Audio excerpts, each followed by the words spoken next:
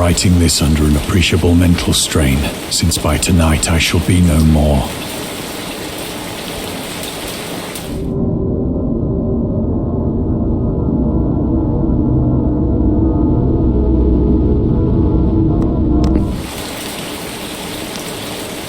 Penniless, and at the end of my supply of the drug which alone makes life endurable, I can bear the torture no longer, and shall cast myself from this garret window into the squalid street below.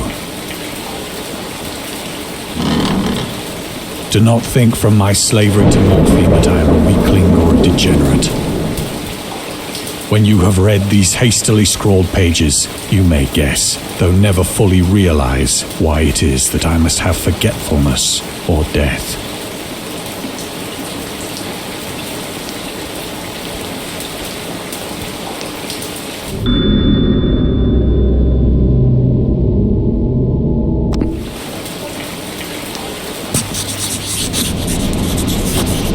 It was in one of the most open and least frequented parts of the broad Pacific that the packet of which I was supercargo fell a victim to the German sea raider.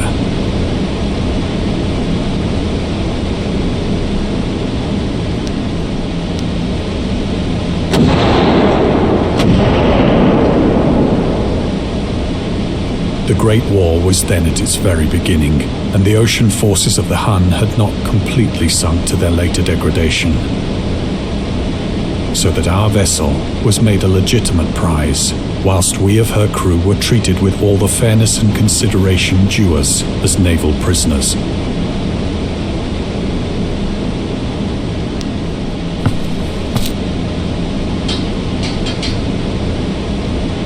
So liberal, indeed, was the discipline of our captors, that 5 days after we were taken, I managed to escape alone in a small boat with water and provisions for a good length of time.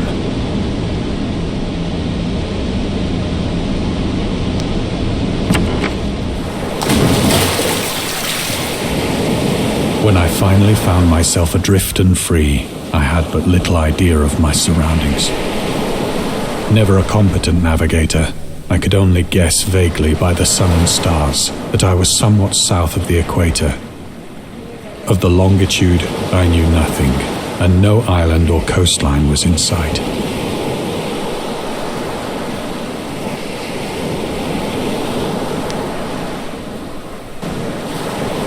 The weather kept fair, and for uncounted days I drifted aimlessly beneath the scorching sun, waiting either for some passing ship or to be cast on the shores of some habitable land.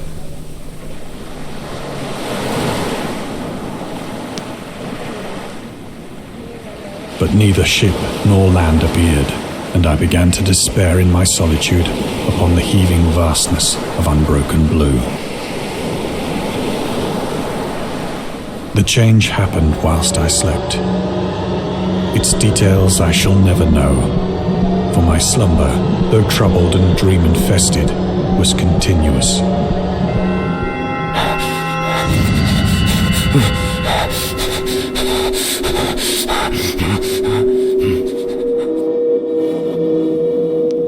When at last I awoke, it was to discover myself half sucked into a slimy expanse of hellish black mire, which extended about me in monotonous undulations as far as I could see, and in which my boat lay grounded some distance away. Though one might well imagine that my first sensation would be of wonder at so prodigious and unexpected a transformation of scenery, I was in reality more horrified than astonished. For there was in the air, and in the rotting soil, a sinister quality which chilled me to the very core. The region was putrid with the carcasses of decaying fish, and of other, less describable things which I saw protruding from the nasty mud of the unending plain. Perhaps I should not hope to convey in mere words the unutterable hideousness that can dwell in absolute silence and barren immensity. There was nothing within hearing, and nothing in sight, save a vast reach of black slime. Yet the very completeness of the stillness and the homogeneity of the landscape oppressed me with a nauseating fear. The sun was blazing down from a sky which seemed to me almost black in its cloudless cruelty, as though reflecting the inky marsh beneath my feet.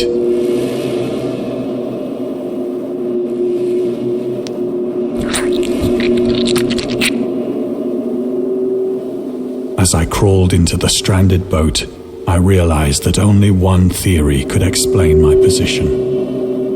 Through some unprecedented volcanic upheaval, a portion of the ocean floor must have been thrown to the surface, exposing regions for which innumerable millions of years had lain hidden under unfathomable watery depths. So great was the extent of the new land which had risen beneath me that I could not detect the faintest noise of the surging ocean, straining my ears as I might. Nor were there any seafowl to prey upon the dead things.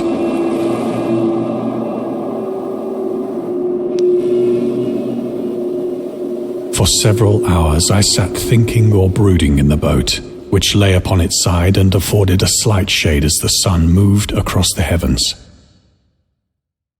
As the day progressed, the ground lost some of its stickiness and seemed likely to dry sufficiently for traveling purposes in a short time.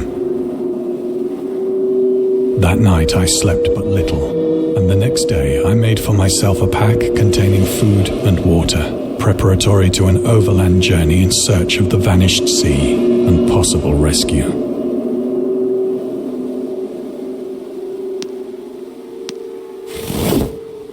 On the third morning, I found the soil dry enough to walk upon with ease. The odor of the fish was maddening, but I was too much concerned with graver things to mind so slight an evil, and set out boldly for an unknown goal.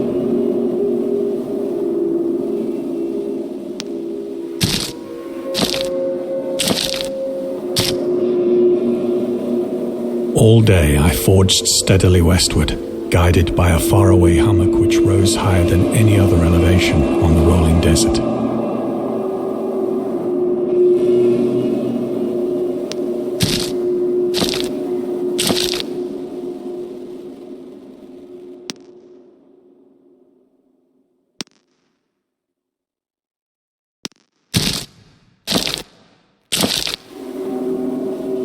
That night, I encamped, and on the following day still travelled toward the hummock, though that object seemed scarcely nearer than when I had first espied it.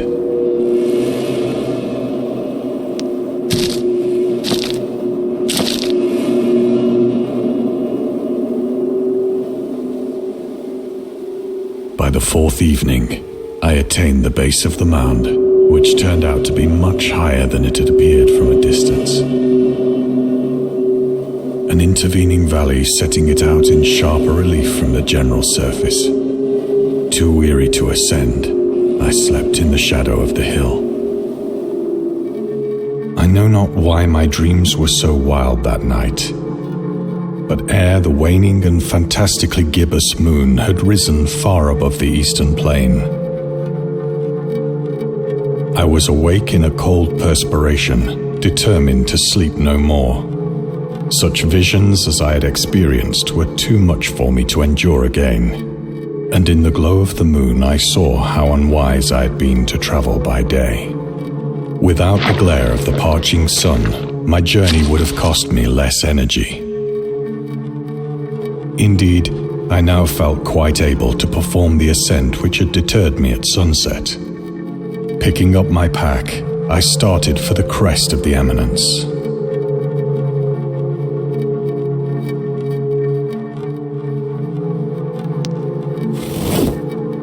I have said that the unbroken monotony of the rolling plain was a source of vague horror to me, but I think my horror was greater when I gained the summit of the mound and looked down the other side into an immeasurable pit or canyon, whose black recesses the moon had not yet soared high enough to illumine. I felt myself on the edge of the world, peering over the rim into a fathomless chaos of eternal night. Through my terror ran curious reminiscences of Paradise Lost, and of Satan's hideous climb through the unfashioned realms of darkness. As the moon climbed higher in the sky, I began to see that the slopes of the valley were not quite so perpendicular as I had imagined. Ledges and outcroppings of rock afforded fairly easy footholds for a descent, whilst after a drop of only a few hundred feet, the declivity became very gradual.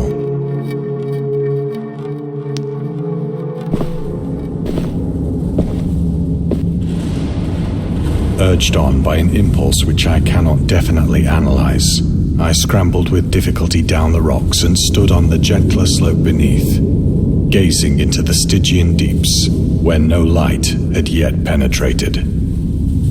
All at once, my attention was captured by a vast and singular object on the opposite slope, which rose steeply about 100 yards ahead of me, an object that gleamed whitely in the newly bestowed rays of the ascending moon.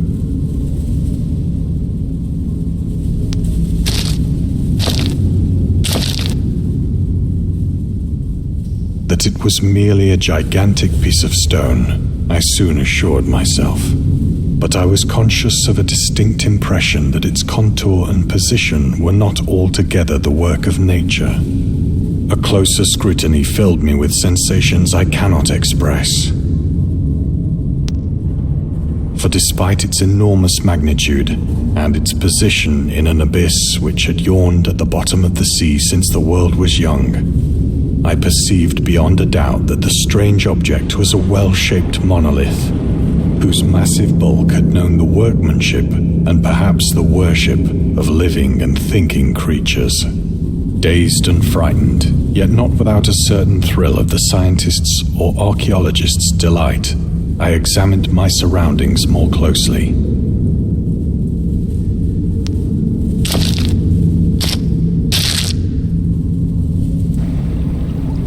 The moon, now near the zenith, shone weirdly and vividly above the towering steeps that hemmed in the chasm, and revealed the fact that a far-flung body of water flowed at the bottom, winding out of sight in both directions and almost lapping my feet as I stood on the slope. Across the chasm, the wavelets washed the base of the cyclopean monolith, on whose surface I could now trace both inscriptions and crude sculptures.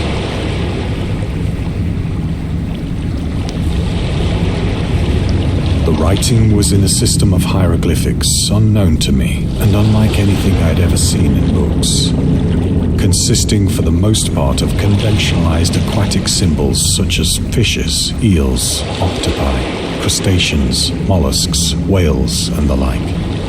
Several characters obviously represented marine things which are unknown to the modern world, but whose decomposing forms I had observed on the ocean-risen plain. It was the pictorial carving, however, that did most to hold me spellbound.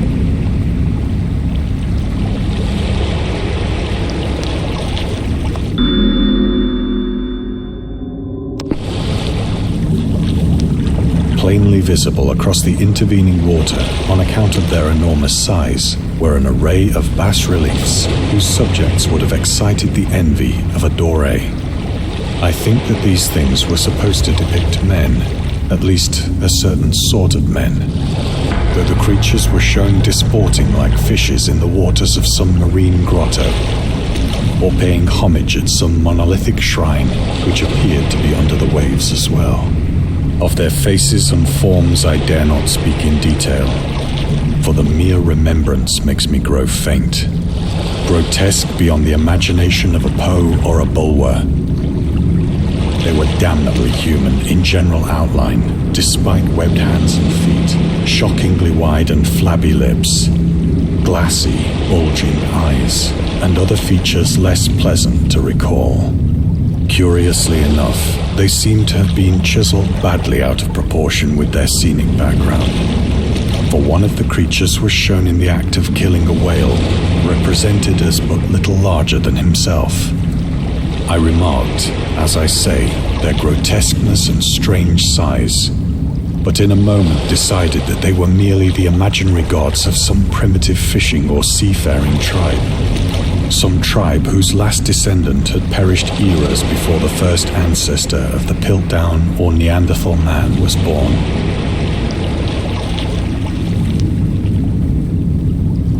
awestruck at this unexpected glimpse into a past beyond the conception of the most daring anthropologist.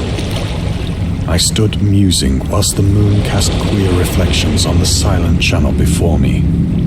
Then, suddenly, I saw it. With only a slight churning to mark its rise to the surface, the thing slid into view above the dark waters. Loathsome, it darted like a stupendous monster of nightmares to the monolith, about which it flung its gigantic arms, while it bowed its hideous head and gave vent to certain measured sounds. I think I went mad then.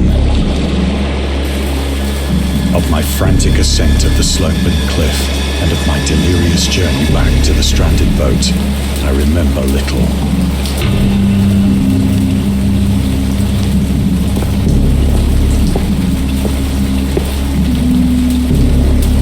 I believe I sang a great deal and laughed oddly when I was unable to sing.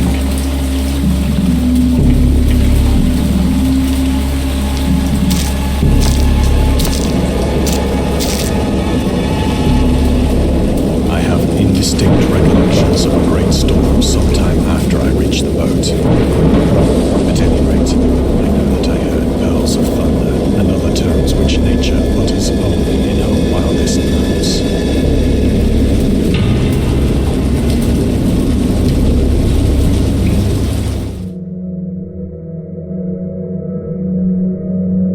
When I came out of the shadows, I was in a San Francisco hospital, brought thither by the captain of the American ship which had picked up my boat in mid-ocean. In my delirium, I had said much, but found that my words had been given scant attention. Of any land upheaval in the Pacific, my rescuers knew nothing, nor did I deem it necessary to insist upon a thing which I knew they could not believe.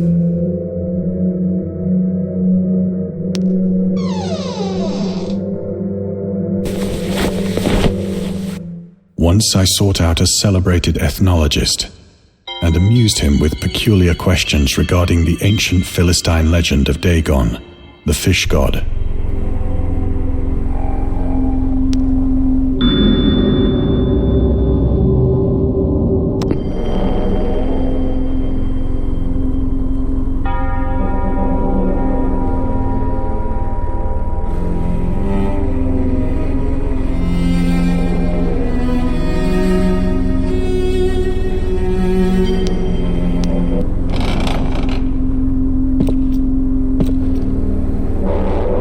Soon perceiving that he was hopelessly conventional, I did not press my inquiries.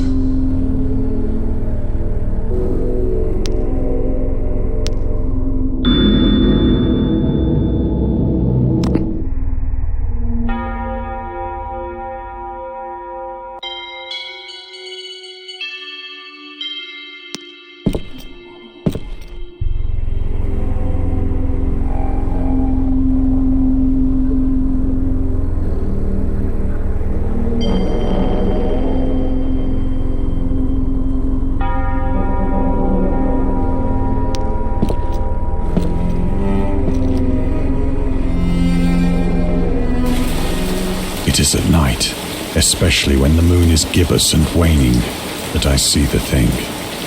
I tried morphine, but the drug has given only transient surcease and has drawn me into its clutches as a hopeless slave. So now I am to end it all, having written a full account for the information or the contemptuous amusement of my fellow men.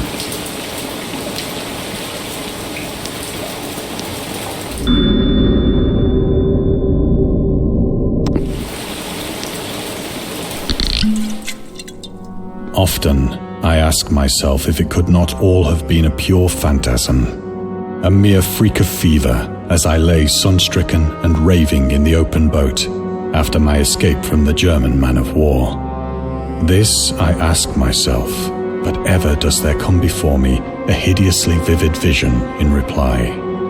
I cannot think of the deep sea without shuddering at the nameless things that may at this very moment be crawling and floundering on its slimy bed. worshipping their ancient stone idols and carving their own detestable likenesses on submarine obelisks of water-soaked granite. I dream of a day when they may rise above the billows to drag down into their reeking talons the remnants of puny, war-exhausted mankind. Of a day when the land shall sink and the dark ocean shall ascend amidst universal pandemonium.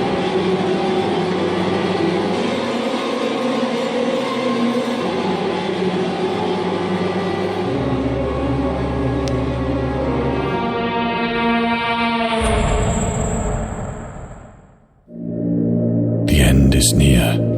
I hear a noise at the door, as of some immense slippery body lumbering against it. It shall not find me.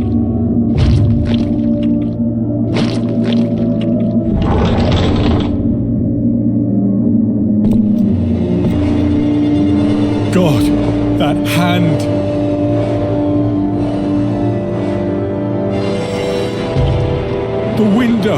The window!